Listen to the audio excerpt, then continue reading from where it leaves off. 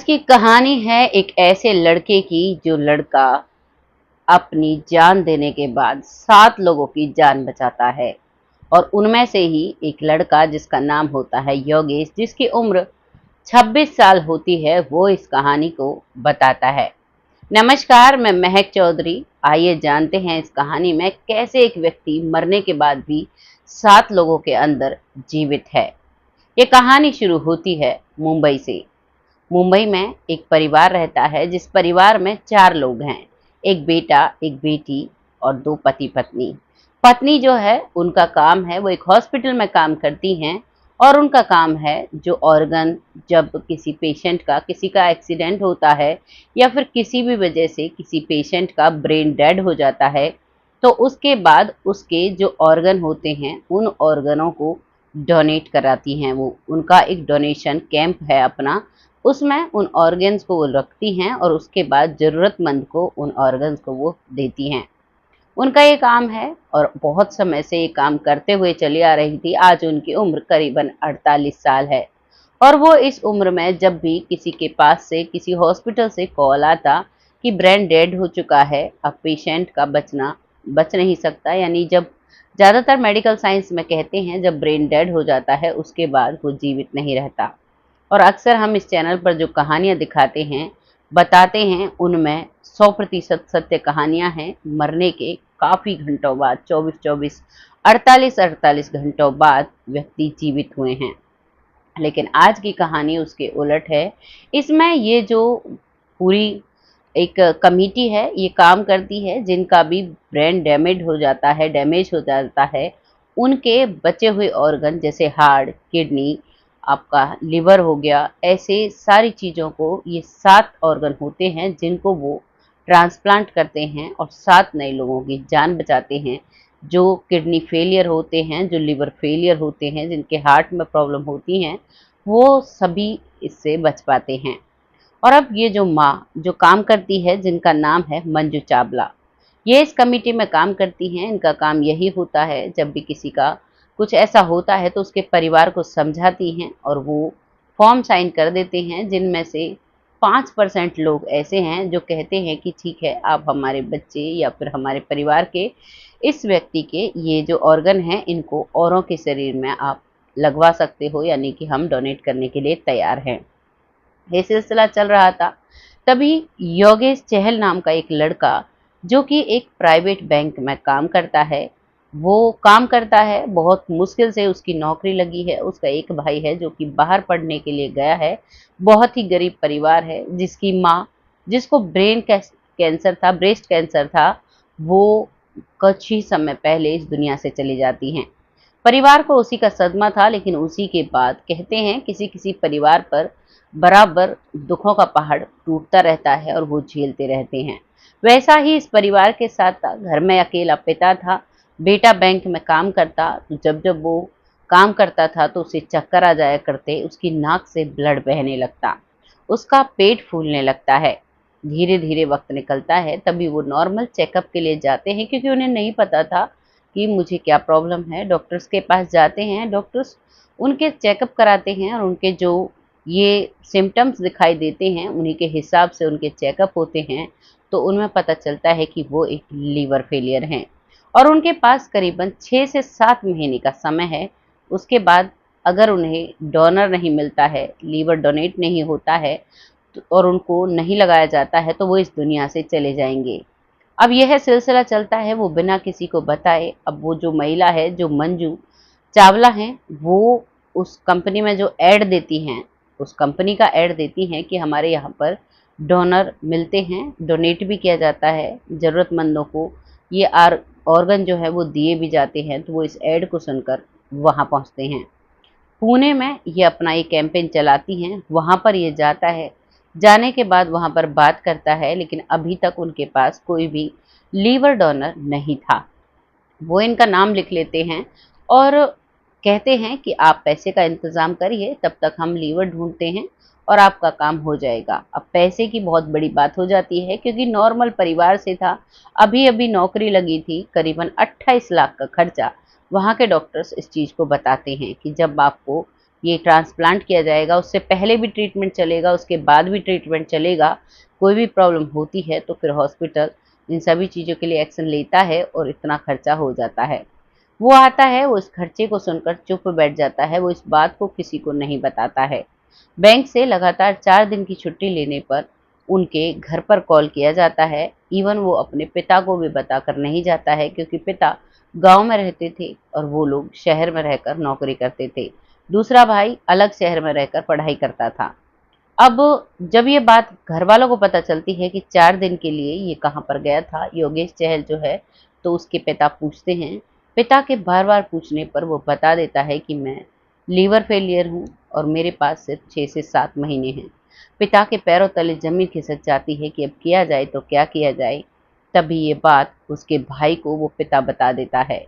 वो भाई आता है और आने के बाद अपने भाई के साथ रहता है। वो अपनी पढ़ाई से लगभग 7 महीने की छुट्टी ले लेता है। बार-बार उसे वहाँ से कॉल्स आते, वो सभी को अवॉइड कर दिया करता और हर बार अपील कर दिया जाता कि मुझे कुछ छुट्टी और चाहिए। ऐसे ही सिलसिला चलता है और अब ये लोग पैसे इकट्ठा करने की कोशिश करते हैं। जो योगेश चहल था, वो तो कुछ नहीं कर पाता है, लेकिन उसका छोटा भाई है, वो उसके लिए जगह-जगह एक जो बहुत सारी ऐसी साइट्स होती हैं जिन पर चंदा इकट्ठा होता है, जिन पर पैसे दिए जाते हैं कैंसर पीड़ित को, उन पर उनकी डिटेल्स डालते हैं और उनके जो जॉब करते थे, जहाँ पर जो उनके दोस्त होते हैं, उनको भी जब ये बात पता चलती है, तो सभी सहयोग करते हैं। उनके दोस्त उसका बचा हुआ काम कर दिया करते, यहाँ तक कि उसे बैंक से नोटिस मिल चुका था कि आप लगातार काम नहीं कर पा रहे हो, तो आप जॉब छोड़ सकते हो। प्राइवेट जॉब थी, बस एक ही मात्र सहारा था और 28 लाख रुपए बहुत बड़ी रकम हो जाती है। लेकिन उन दोस्तों की मदद से दोस्तों ने अपनी 2-2 महीने की सैलरी वहाँ पर अपने दोस्त के लिए दे दी थी और हर जगह, हर साइट पर उसके फ़ोटो और उसकी डिटेल्स अपलोड की गई। और एक दिन जब वो अपने बैंक के सिलसिले से कुछ काम से काम कर रहे थे, तो बैंक्स जो लिंक्स होते हैं, इनकी ब्रांच जैसे अभी मुंबई में है, पुणे में है, गुजरात में है, वैसे ही एक दूसरी ब्रांच के मैनेजर से जब वो मीटिंग कर रहा था, उसी दौरान वो बेहोश हो जाता है। जब वो पूछते हैं आखिर प्रॉब्लम क्या है, तो उन्हें बताया जाता है वहीं के स्टाफ के द्वारा कि ये लीवर फेलियर है, इनका ट्रीटमेंट के लिए हम लोगों ने बहुत कोशिश की हुई है, डोनर का इंतज़ाम है और पैसों का इंतज़ाम है, बस वक़्त का देखना है। अब पैसों के इंतज़ाम की जब बात आती है, तो वो जो मैनेजर है, वो भी अपनी तरफ से काफ़ी अमाउंट में पैसे डोनेट करता है उसके लिए और जैसे-तैसे कर उसके लिए पूरे पैसे इकट्ठा हो जाते हैं। अब सिर्फ़ इंतज़ार था कि डोनर कब अपना लिवर देगा और कब वो ठीक होगा, उसका ट्रांसप्लांट होगा। लेकिन हॉस्पिटल्स में भी कभी-कभी ऐसा हो जाता है, जब वो टॉप लिस्ट पर था, उसको बहुत कम समय था, लेकिन वहाँ पर एक और इमरजेंसी पेशेंट आता है और जो लीवर उस योगेश चहल के लिए रखा गया था, वो लीवर उसको लगा दिया जाता है। ये बात जब उसे और उसके भाई को पता चलती है, तो वो मंजू चावला जी हैं, उनसे कहते हैं कि आपने बहुत गलत किया। वो कहती हैं, "ये मेरे सारे इंस्ट्रक्शंस नहीं हैं, हमें डॉक्टर्स के इंस्ट्रक्शन फ़ॉलो करने पड़ते हैं और कुछ रूल्स होते हैं जिनके हिसाब से हमें चलना पड़ता है।" इस बात का उन दोनों भाइयों को बहुत बुरा लगता है। वहाँ रहते-रहते अब उन्हें काफ़ी समय हो गया था। अब उनके अपने पैसे खत्म हो चुके थे, जो डोनेट किए हुए पैसे थे, जिनसे इलाज होना था, उनमें से घर खर्च जो उनका पर्सनल ज़रूरतें थी, वो चालू हो जाती हैं। अब वो और भी परेशान हो जाते हैं और जब उन्हें बहुत ज़रूरत थी लीवर डोनर की, तो उसी रात एक ऐसी घटना घटित होती है, जो मंजू चावला जी हैं, इनके बेटे का रोड एक्सीडेंट होता है। रोड एक्सीडेंट के बाद अब इनके बेटे को एक ऐसे हॉस्पिटल में एडमिट कर लिया जाता है जो नियर बाय था, जहाँ पर एक्सीडेंट हुआ था। वहाँ पर इनको एडमिट किया जाता है और वो उसे नहीं बचा पाते हैं। जब उन्हें पता चलता है कि इसका ब्रेन डेड हो चुका है, बाकी ऑर्गन्स काम कर रहे हैं, तो उन्हें नहीं पता था कि ये इनका बेटा है, तो वो उन्हीं को यानी मंजू चावला को कॉल करते हैं कि एक पेशेंट है जिनका ब्रेन डेड हो चुका है, आप चाहें तो इनके फैमिली मेंबर से कंसल्ट कर सकते हैं, आप इन्हें बता सकते हैं कि आप इनके ऑर्गन डोनेट कर सकते हो। फ़ोन आ जाता है, जब वो हॉस्पिटल आकर देखती हैं, तो उन्हें पता चलता है कि वो उसी का बेटा है। उन पर जो दुखों का पहाड़ टूटता है, कोई उसे महसूस नहीं कर सकता।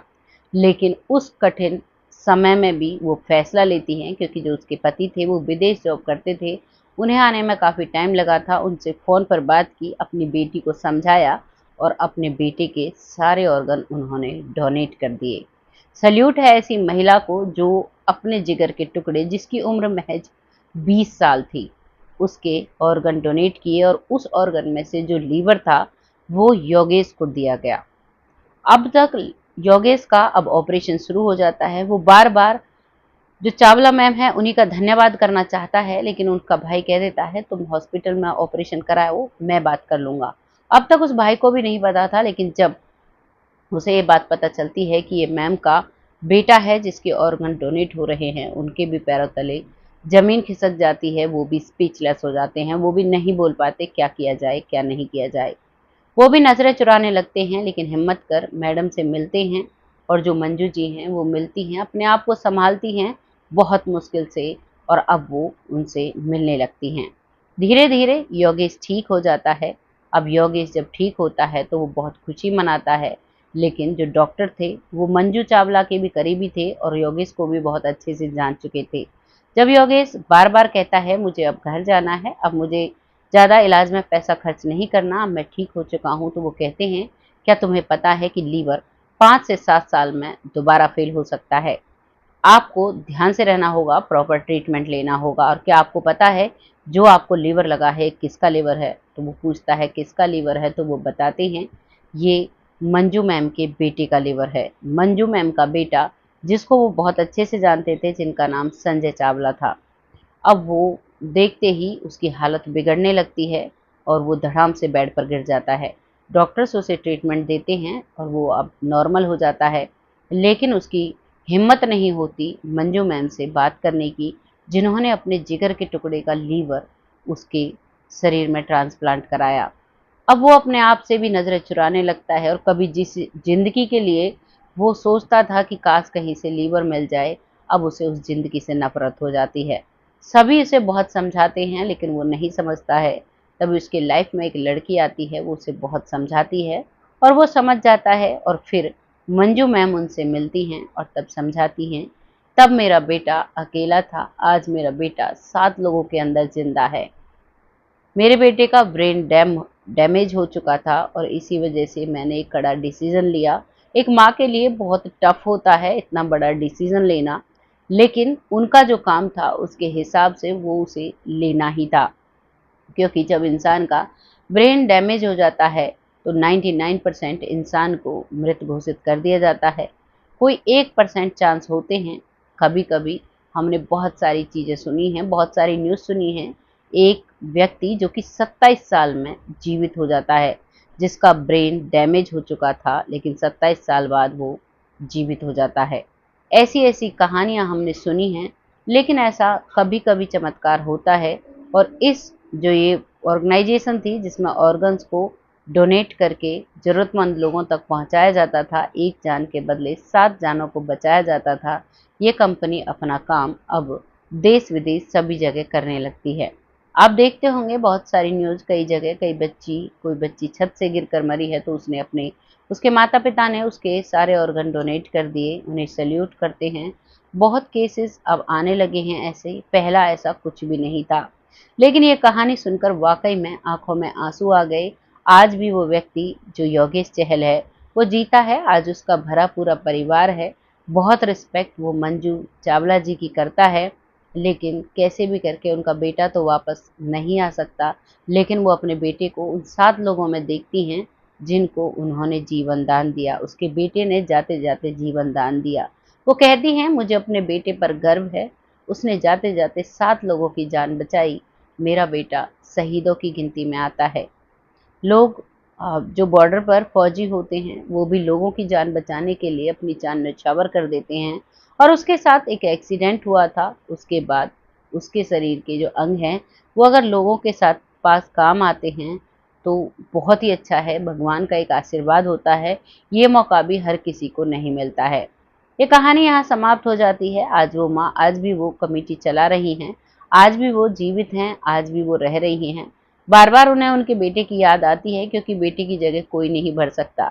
चाहे 7 या 10 लोग जीवित हो जाएँ एक के बदले, लेकिन हर किसी की अपनी जगह होती है। आपको ये कहानी कैसी लगी कमेंट सेक्शन में ज़रूर बताइएगा। लोगों के साथ शेयर करिएगा। जैसी भी कहानी लगी है, वाकई में एक कहानी रुला देने वाली है। एक माँ पर क्या बीती होगी वो माँ ही जानती है। अब कहानी यहाँ पर समाप्त हो जाती है। अब वक्त आता है उन लोगों का जो लोग हमें दिल से सपोर्ट करते हैं, जिनमें सबसे पहला नाम आता है मंजू चौधरी जी, जो बहुत अच्छे से सपोर्ट करती हैं, बहुत प्यारे कमेंट लिखती हैं। आपका तहे दिल से आभार व्यक्त करती हूँ, ऐसे ही अपना सपोर्ट बनाए रखें। अगला नाम आता है रामायण कुशवाहा जी, जो बिटिया कहकर संबोधित करते हैं, बहुत प्यारे कमेंट लिखते हैं। आपका तहे दिल से आभार व्यक्त करती हूँ। अगला नाम आता है किशन चंद जी, आपका तहे दिल से धन्यवाद करती हूँ, ऐसे ही अपना सपोर्ट बनाए रखें। अगला नाम आता है सरयू बाला जी, जो बहुत अच्छे से कमेंट करते हैं, रेगुलर व्यूवर हैं। आपका तहे दिल से आभार व्यक्त करती हूँ, ऐसे ही अपना सपोर्ट हमारे साथ बनाए रखें। अगला नाम आता है जमुना जी, जो बहुत अच्छे, बहुत मोटिवेशनल कमेंट करती हैं। आपका तहे दिल से आभार व्यक्त करती हूँ, ऐसे ही अपना सपोर्ट मेरे साथ बनाए रखें। अगला नाम आता है लखविंदर सिंह जी, जो बहुत अच्छे से सपोर्ट करते हैं। आपका तहे दिल से आभार व्यक्त करती हूँ, ऐसे ही अपना प्यार और सपोर्ट हमारे साथ बनाए रखें। अगला नाम आता है चिराग वर्मा जी, आपका तहे दिल से धन्यवाद करती हूँ, ऐसे ही अपना सपोर्ट हमारे साथ बनाए रखें। अगला नाम आता है मुस्कान जी, आपका तहे दिल से धन्यवाद करती हूँ, ऐसे ही अपना सपोर्ट हमारे साथ बनाए रखें। अगला नाम आता है राज ठाकरे जी, आपका तहे दिल से आभार व्यक्त करती हूँ, ऐसे ही अपना सपोर्ट हमारे साथ बनाए रखें। अगला नाम आता है परमजीत कौर जी, आपका तहे दिल से धन्यवाद करती हूँ, ऐसे ही अपना सपोर्ट हमारे साथ बनाए रखें। अगला नाम आता है पिंकी भोई जी, आपका तहे दिल से आभार व्यक्त करती हूँ, ऐसे ही अपना सपोर्ट हमारे साथ बनाए रखें। और ऐसी वीडियो देखने के लिए हमारे चैनल को सब्सक्राइब करें, वीडियोस को लाइक और शेयर करें। जिसने भी चैनल सब्सक्राइब नहीं किया है वो सब्सक्राइब ज़रूर कर लें। नाम का सिलसिला आज यहीं पर समाप्त होता है। बहुत सारे नाम रह गए हैं जिनको अगली वीडियो में ज़रूर ले लिया जाएगा। तब तक ऐसे ही अपना प्यार और सपोर्ट बनाए रखें। तब तक के लिए जय हिंद, जय भारत।